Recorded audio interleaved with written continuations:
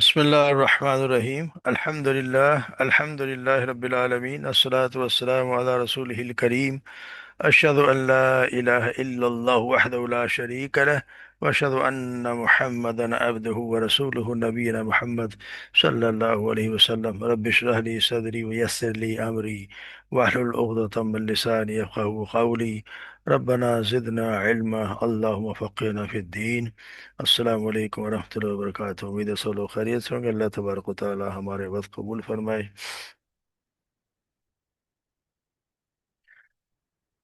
اعوذ باللہ من الشیطان الرجیم، بسم اللہ الرحمن الرحیم۔ اولم یر الانسان انا خلقناه من نطفة فاذا هو خصیم مبین وضرب لنا مثلا ونسي خلقه قال من يحيي العظام وهي رميم قل يحييها الذي أنشأها أول مرة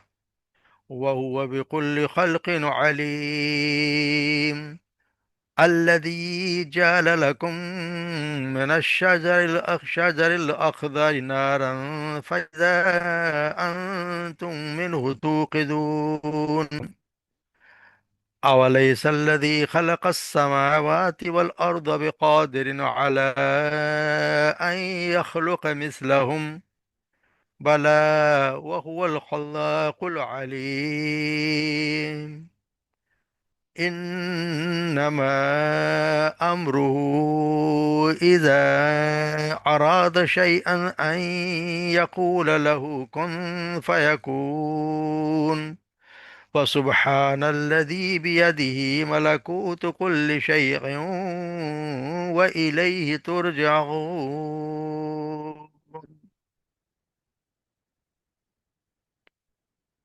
اولم یر الانسان، کیا نہیں دیکھا انسان نے، مطلب کیا نہیں جانا انسان نے،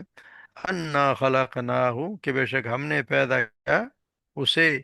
من نطفۃ ایک نطفے سے، قطرے سے، فاذا ہوا پھر اچانک وہ ہو گیا، خصیم مبین جھگڑنے والا واضح طور پہ، وضرب لنا مسئلہ اور اس نے بیان کی ایک مثال ہمارے لیے، ونسی خلقہ اور اپنی پیدائش کو بھول گیا، قال من یحیی العظام اس نے کہا من یحیی کون زندہ کرے گا عظام ہڈیوں کو، وہی رمیم جبکہ وہ بوسیدہ ہو چکی ہوں گی، قل کہہ دیجئے یحییہا وہ زندہ کرے گا اسے، الذی انشأہا جس نے پیدا کیا اسے، اول مرہ پہلی مرتبہ، وہوا اور وہ بکل خلق علیم وہ ہر چیز کو پیدائش کو خوب جاننے والا ہے، الذی جعل لکم وہی ذات ہے، جعل لکم جس نے بنایا تمہارے لیے، من الشجر الاخضر نارا درخت میں سے یعنی سبز درخت میں سے، نارا آگ، فَإِذَا أَنْتُمْ پس اس میں سے تم مِنْهُ تُوقِدُونَ تم جو ہے وہ اس میں سے تم سیکتے ہو یعنی آگ جلاتے ہو، أَوَلَيْسَ الَّذِي کیا نہیں ہے وہ ذات، خلق السماوات والارض جس نے پیدا کیا آسمان و زمین کو، بقادر قادر اس بات پہ قادر، علی ان یخلق مثلہم کہ وہ پیدا کرے، مثلہم تو ان کی طرح، بلا کیوں نہیں، وہو الخلاق العلیم اور وہی کیوں نہیں وہی خوب پیدا کرنے والا اور خوب علیم جاننے والا ہے، انما در حقیقت اصل میں بے شک، امرہ وہ حکم دیتا ہے، اذا اراد شیئا جب وہ کوئی ارادہ کرتا ہے کسی چیز کا، ان یقولا پس وہ کہتا ہے، لہو اس سے، کن ہو جا، فیکون پس وہ ہو جاتی ہے، فسبحان الذی بس پاک ہے وہ ذات، الذی بیدہ ملکوت جس کے ہاتھ میں ہے ملکوت بادشاہی، ہر چیز ہر چیز کی، وَإِلَيْهِ تُرْجَعُونَ اور تم اسی کی طرف لوٹائے جاؤ گے۔ تو یہاں اللہ سبحانہ و تعالی ہمیں یہاں سے جو یاد آ رہی اس سے آخر صورت تک میں کفار سے جو انکار ہے اس کی دلیل کے ساتھ جواب ہے، جو قیامت کا مذاق اڑانے کے لیے وہ کہا کرتے تھے کہ وہ کب آئے گی قیامت، وہ کب آئے گی، اس کو بار بار اڑایا مذاق اڑایا کرتے تھے، تو اس کے بارے میں اللہ تبارک و تعالیٰ دلیل دے رہے ہیں کہ کیا اولم یا انسان ان خلقناہ من نطفہ، کیا انسان نے کبھی غور نہیں کیا، دیکھا نہیں؟ تو یہاں دیکھنے سے مراد ہے عالم یا عالم، کیا انسان کو معلوم نہیں؟ کیونکہ کسی بھی شخص نے اپنے نطفے سے پیدا ہونا تو اپنے آنکھوں سے نہیں دیکھتی ہے، ویسے اولم کی یاراؤں کی بات آتی ہے تو قرآن میں اکثر آتا ہے کیا تم جانتے نہیں ہو، کیا تم جانتے نہیں ہو کہ ہم نے پیدا کیا، یعنی انسان کو اللہ تبارک و تعالیٰ نے ایک حقیر قطرے سے پیدا کیا ہوا، فائدہ ہوا خصیم، اور پھر اچانک وہ جھگڑالو بن گیا، یعنی ایک اتنی حقیر چیز سے جس شخص کو پیدا، جس کی چیز کو پیدا کیا، تو اس کو تو سوچنا جائے کہ وہ کیا چیز ہے، مگر اس کے بعد اس نے کیا کہ وہ خصیم ہوئی، یعنی کہ مبالغ جھگڑالو بن گیا۔ ایزا اصل میں اچانک معنی میں آتا ہے، یعنی کسی ایسی عجیب چیز کا وجود میں آنا جس کو کوئی انسان کی سوچ میں بھی نہ ہو، یعنی بات ہے کہ ایسی حقیر قطرے سے پیدا ہونے والے انسان کا حق تو یہ تھا کہ وہ اس کا اس جس نے ہستی نے اس کو پیدا کیا، اس کے سامنے اس کا احسان سے بوجھ اس کا سر جھکا رہتا، مگر یہ تو امید ہی نہ تھی کہ وہ صاحب جھگڑے جھگڑے میں اتر آئے گا، وہ اتنا زیادہ وہ جھگڑنے لگ گیا، یعنی کہ اللہ پر مثالیں بیان کر رہا ہے، یعنی ایسا شخص جو اس طرح جس کو اللہ نے پیدا کیا اتنی قطرے سے جس کی کوئی اہمیت نہیں، اس کے وہ اتنا پھر جھگڑالو بن گیا تھا، اس کی بڑی تعجب کی بات ہے۔ اور پھر اس نے کیا کہ ودارا بلانا مسئلہ ہونا سے خل کا، اس نے ایک مثال بیان کی اور اپنی پیدائش کو بھول گیا، یعنی حال یہ ہے کہ اس نے ایک اپنے بت کو تو بھول گیا اور اپنی پیدائش کو تو بھول گیا، اور اب یہاں پہ آ کے اللہ کے لیے ایک مثال بیان کر، یعنی انسان کو انسان کی طرح ہی سمجھ لیا کہ اللہ بھی ویسا ہی ہے، جیسے انسان کچھ نہیں کر سکتا وہ بھی کر سکتا ہے، یعنی کہ جو ان سے جواب میں اللہ تبارک و تعالیٰ ہے کہ ان سے کیا، یہاں اصل میں کہتے یہ ہے کہ ایک وہ شخص تھا آس بن وائل، شاید آس بن وائل تھا، تو وہ ایک ہڈی اٹھا کے لے آپ صلی اللہ علیہ وسلم کے سامنے، اور وہ پھر اس نے آپ صلی اللہ علیہ وسلم کے کہنے لگا کہ کیا آپ کہتے ہیں کہ اس ہڈی کو، اس جو اس کو بلکہ مسلتا آ رہا تھا، جو اس سے اس کے ذرات بھی اڑتے جا رہے تھے، اس نے کہا کہ تم آپ کہتے ہیں کہ اللہ تعالیٰ اس کو دوبارہ پیدا کر دے گا، اس ہڈی کو پوسیدہ ہونے کے بعد بھی زندہ کرے گا؟ تو آپ نے فرمایا ہاں، اللہ تعالیٰ اسے زندہ کرے گا، اور سن، اللہ تعالیٰ تجھے موت دے گا، پھر تجھے زندہ کرے گا، اور پھر تو جہنم کی آگ میں داخل کرے گا، یعنی اللہ تبارک و تعالیٰ یہ سب کا کرے گا، اللہ تبارک و تعالیٰ یہ کہ سوال جو یہ کیا جا رہا ہے وَمَن يُحْيِي الْعِظَامَ وَهِيَ رَمِيمٌ، تو اس کو پھر اللہ تبارک و تعالیٰ اس کے بھی کہتے ہیں اس کو بتا دو کہ اللہ تبارک و تعالیٰ تو وہ ہے جس نے تمہیں سب پہلے پیدا کیا، وہ دوبارہ پیدا کر دے گا، یعنی جو اللہ اول مرتبہ ان ہڈیوں کو جو اب گلی سڑی ہیں جس نے پیدا کیا وہ دوبارہ بھی انہیں پیدا کر دے گا، جہاں جہاں بھی ہڈیاں ہیں وہ تو خوب جانتا ہے کہ وہ کہاں ہیں۔ کہتے ہیں کہ ایک دفعہ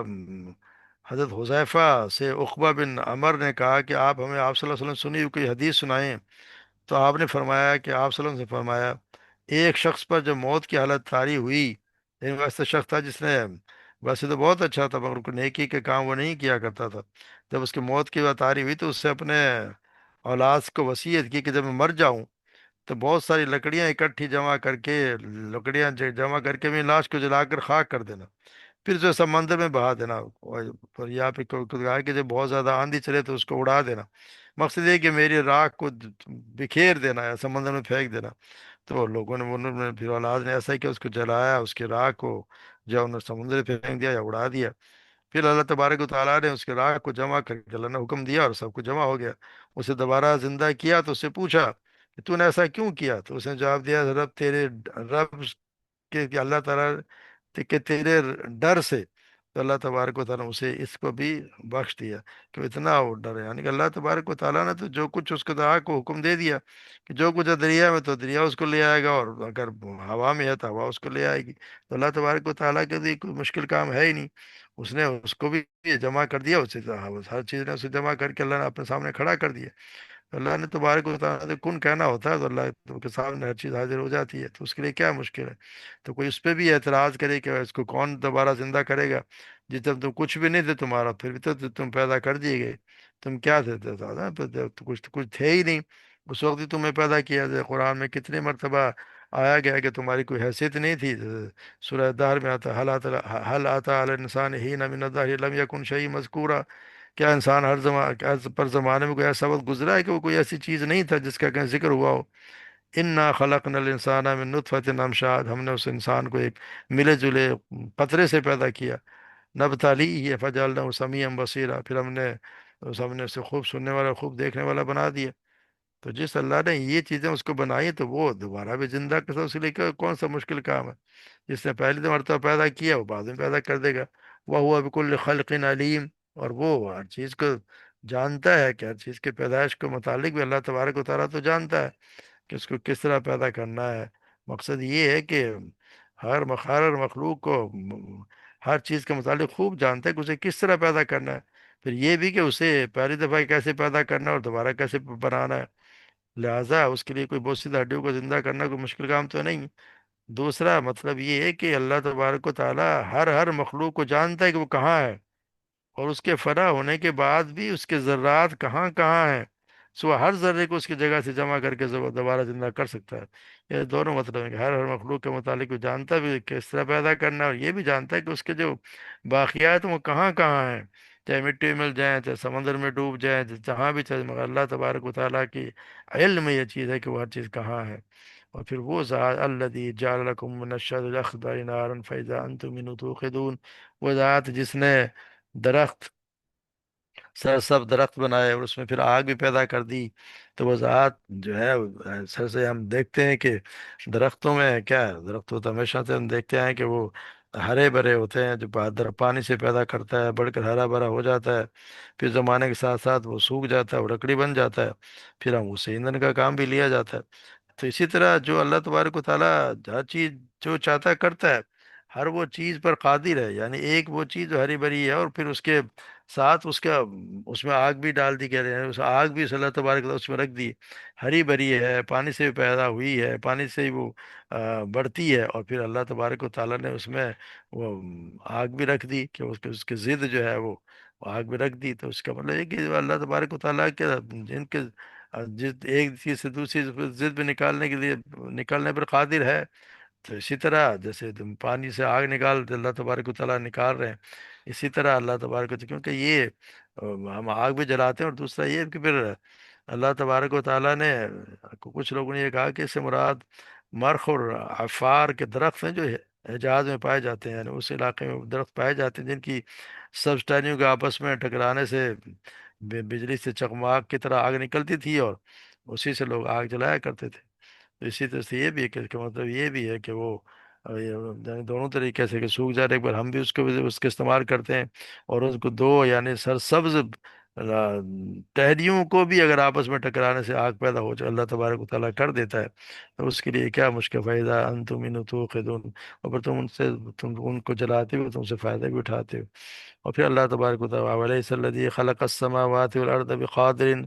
کہ یعنی کہ اللہ تبارک و تعالیٰ یہاں پر اپنی قدرت بیان فرما رہے ہیں کہ اس نے آسمانوں کو ان چیزوں کو پیدا کیا، زمین کو اور اس کے اندر کی سب چیزوں کو بھی اسی نے بنایا، پھر اتنی بڑی قدرتوں والا انسانوں جیسی چھوٹی مخلوق کو پیدا کرنے سے عاجز آ جائے، یہ تو عقل کے بھی خلاف بات ہے۔ یعنی اللہ تبارک و تعالیٰ بنایا آپ کو، وہ آسمان بنائے، زمین بنائی، اتنی بڑی بڑی چیزیں بنائی جن کے سامنے انسان کی تو حیثیت ہی کیا ہے، انسان تو کچھ بھی نہیں ہے۔ اب اگر انسان سوچے تو پھر کیا ہے، وہ کچھ بھی نہیں ہے۔ پھر اللہ تبارک و تعالیٰ جیسے سورہ نازیات میں تم اشد خلق نام السماء بنا، کیا پیدا کرنے میں تم زیادہ مشکل ہو یا آسمان؟ بنا رفع سمکا وسواہا، اس نے اسے بنایا، اس کی چھت کو بلند کیا، واغطش اللیل واخرج ضحاہا، اور اس نے اسے برابر کیا، اور اس کے رات کو اغطش لیلہا، پھر رات کی تاریک اور رات کو تاریک کر دیا، والارض واخرج ضحاها، اور پھر اس نے دن کی روشنی ظاہر کر دیا، والارض بعد ذلك ضحاها، اور پھر زمین کو اس نے اسے بچھا دیا، اخرج منها ماءها ومرعاها، اور اس میں سے پانی اس کا چارہ نکالا، والجبال ارساها، اور اس نے پہاڑ اس میں گاڑ دیے، متاعا لکم ولانعامکم، جو تمہارے اور چھپائیوں کی زندگی ہے۔ یعنی اللہ تبارک اتنی سب چیزیں بنا دی، آسمان بھی بنا دیا، پھر اس میں बड़ी बड़ी चीज़ें बना दी, ज़मीन बना दी, उसे पहाड़ बना दिए, तुम हर चीज़ तुम खाते हुए बारिश बरसाता है, तो अल्लाह तबारक व तआला ये सब चीज़ें करना, तो इंसान की हैसियत ही क्या है। इंसान तो किसी उनके मुकाबले किसी गिनती में ही नहीं आता। इंसान जैसी छोटी सी मखलूक जो एक 6 फीट का इंसान, उसकी क्या अहमियत है इनके मुकाबले में। आसमान का हम देखते हैं तो कहाँ से कहाँ, और हम जितनी हम देखते हैं कि गैलेक्सीज के बारे में पढ़ते हैं कि कहाँ से कहाँ कितनी बड़ी बड़ी, सूरज ही हमारी ज़मीन से कई लाख गुना बड़ा है। तो ये चीज़ें जो अल्लाह तबारक व तआला बना सकता है, तो उसके लिए क्या मुश्किल है इंसान को पैदा करना। फिर ये है कि फिर अल्लाह तबारक व तआला इन्नमा अमरुहु, जब वो चाहता है किसी चीज़ का इरादा करता है, तो इसी लिए कहता है कि हो जा, हो जाती है। अल्लाह के तबारक व तआला को किसी से ज़्यादा किसी चीज़ की ना किसी को ज़रूरत करनी है कि ना किसी को, सिर्फ हुक्म दिए दिया जाता है इस चीज़ से कि हो जा। जो अल्लाह तबारक व तआला इरादा करता है, वो कहता है कुन, और वो हवाया कुन, वो हो जाती है। व सुबहान अल्लज़ी बियदिही मलकूत कुल्लि शै व इलैहि तुरजऊन, पाक है वो ज़ात जिसके हाथ में बादशाही है, हर सारे जहानों की बादशाही उसी के हाथ में है, और उसी की तरफ हम लौटाए जाएंगे। तो आप सल्लल्लाहु अलैहि वसल्लम कहते हैं, एक रात सुबहान अल्लज़ी, सैयदना आफ बिन मालिक बयान करते हैं कि मैंने एक रात रसूल सल्लल्लाहु अलैहि वसल्लम के साथ क़याम किया,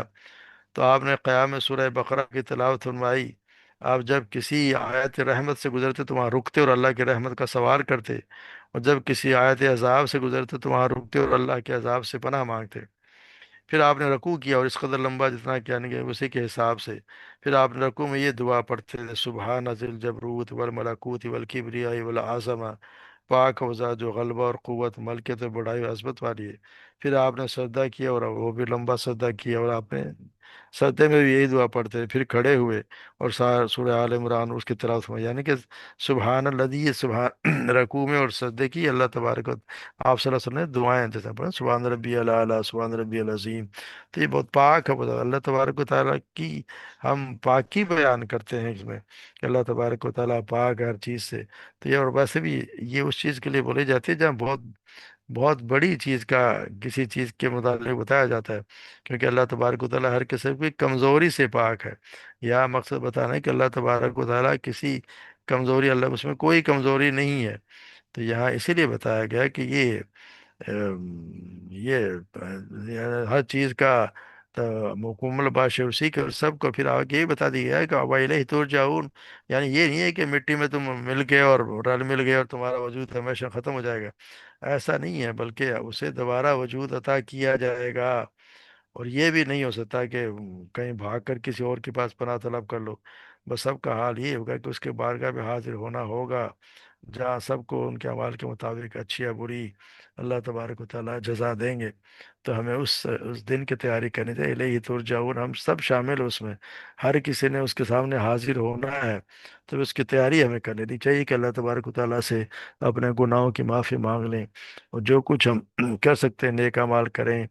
तो बहुत ज़्यादा ना भी कर सके तो जितना भी कर सकते हैं उसको करना चाहिए। अल्लाह तबारक व तआला हमें सही समझता फरमाए। और हमने ये कोशिश की है थोड़ी, जो आज सूरह मुकम्मल भी हो, अल्लाह तबारक व तआला हमारी जो गलतियाँ उनसे माफ़ फरमा दे, दरगुजर फरमा दे, और इसे हमें हमारे आप में कबूल फरमा दे। अल्लाह तबारक व तआला सब पे रहम फरमाए, और सबको जन्नत फिरदौस में जगह अता फरमाए। वमा अलैना इल्लल बलाग।